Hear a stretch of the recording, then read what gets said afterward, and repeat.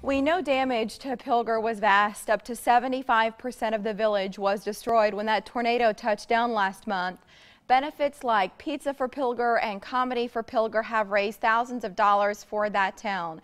Journey2Recovery will add thousands more, and not just for Pilger, but several communities in northeast Nebraska that need help. Brandon Deyo is one of the people who's organized this event, and we're glad to have you back to talk about it. It's glad to be here. You and I have been discussing this on Twitter, and I'm glad to bring it to our viewers. How did this come about, and why did you want to do it? It came about with me replying to a Facebook message from a good friend of mine, Al Vacanti.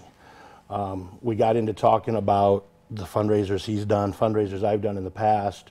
We ended that call. He called me back about an hour later and says, you know, would you be interested in putting something like this together? And I said, you know, Al, anything's possible.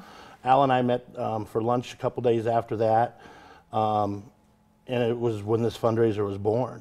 The Journey2Recovery part of it came in when, after I met with some city officials from Wisner, that we went out to Pilger and toured the area. And I looked at one of the people with me and I looked around and I said, the journey that these people have to recover. Everybody looks at me and goes, there it is, Journey2Recovery. And we focused so much on Pilger, and rightfully so. The damage there was unimaginable. And you know, just seeing the pictures in the video doesn't compare to the reality of it. When you see it in person, what did you feel as you were touring that area?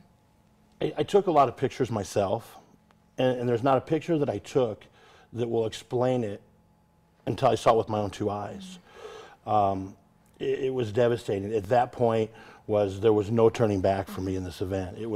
I'm not a person who can go out and pick up somebody else's losses. Throwing fundraisers is what I do. And it has driven me ever since. I'm countless hours on the phone, getting ready for this, working with people, driving back and forth to that community. It's a no-brainer for me. And you wanted to make sure the money didn't just go to Pilger, but some of those other communities. What are they? Journey2Recovery's funds are going to go to all of the northeast communities: Wakefield, Cofield, rural Windsor, everybody that was devastated by this.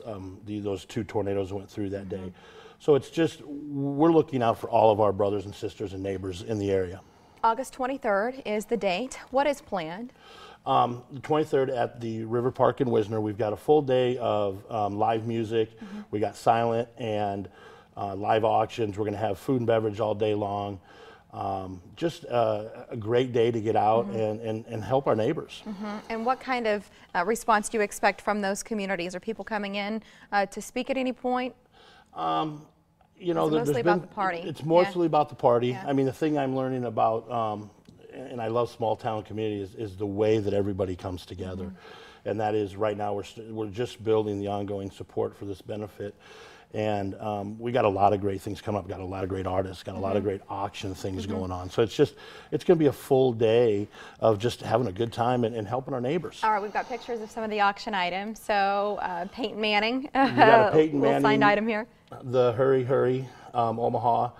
I know one of the big things that we've got is Governor Heidemann donated a dinner for 8 to the governor's mansion. As we see on the screen, we got a Tim Allen signed photo. We're looking at well over 100 different items. And I read on this football, we're spanning 3 coaches. This particular football was donated by Jerry Murtaugh.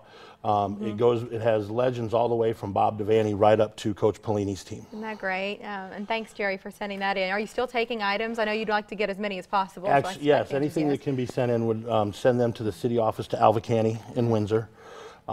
Also with that, if you don't mind, I'd like to announce our music lineup here on the show. We've got 6 local bands that'll be playing all day long. Bad Combination, Jason Earl Band, Bells and Whistles, Punching Puppets, and Skirta, etc. out of Lincoln. And we just finalized a man that had 4 number 1s in the late 90s. TMF recording artist Daryl Singletary. Are you kidding? Will headline the event. That's hilarious. When I lived in Nashville, I knew Daryl. I didn't know that was going to be your headliner. That's great. Daryl just, he got wind of this, and he wanted to be part of it. So it really made it made it simple, and it made it smart with the area. And we're fired up. We're ready to go. And And we're ready to raise money. Yes, we on are. August 23rd, that's the date, and it's going to go several hours, so from 2 until 11 o'clock. The number on the screen there, you're heading to Wisner. There's plenty of information on Facebook. Brandon's great about updating through social media, Twitter too. Do you have to get tickets, or is this something you show up and you pay at the gate? Actually, we are going to do pre-ticket sales starting Friday morning for a week. You can purchase your tickets online at thefuseweekly.com. Sounds good. $15 in advance, and then starting on August 8th, you can actually pick them up here at the Ralston Arena in Omaha, or at the Pinnacle and Citizens Bank in Wisner. I know they appreciate your help, Brandon. Thank you. Thank you for having me. See you.